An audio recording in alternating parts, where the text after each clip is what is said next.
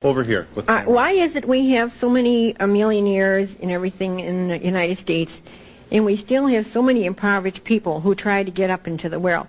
Why is it we have this lack of money where people who can't support themselves decently and get a decent job, where all these big men are up on top making oodles and oodles of money? They don't need it.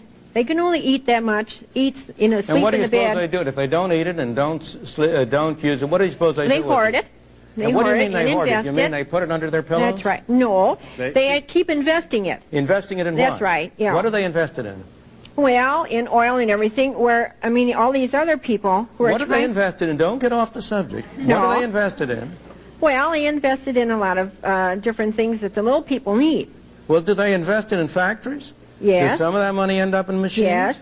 Do those factories and machines provide ordinary working people with jobs or not?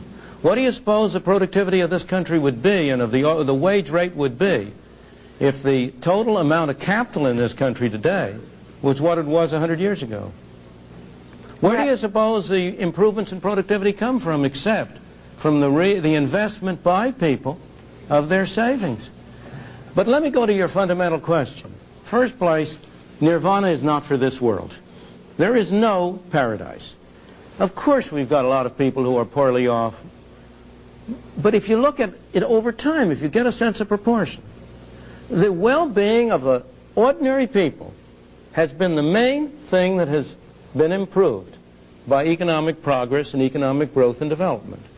And most residual hard cases of poverty today are the result, again, of a failure of government. Why do we have a black teenage unemployment rate in 30 to 40%?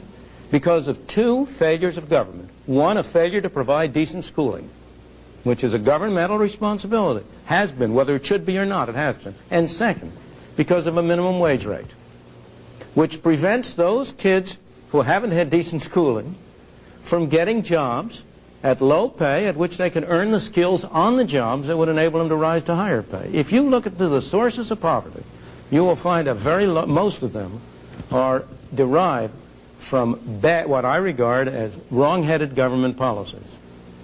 Just before we break here, and we have to, I want to make sure I understand you. Because the government sets a minimum wage, what does McDonald's do? McDonald's? It can't hire as many teenagers. It improves its capital equipment to serve.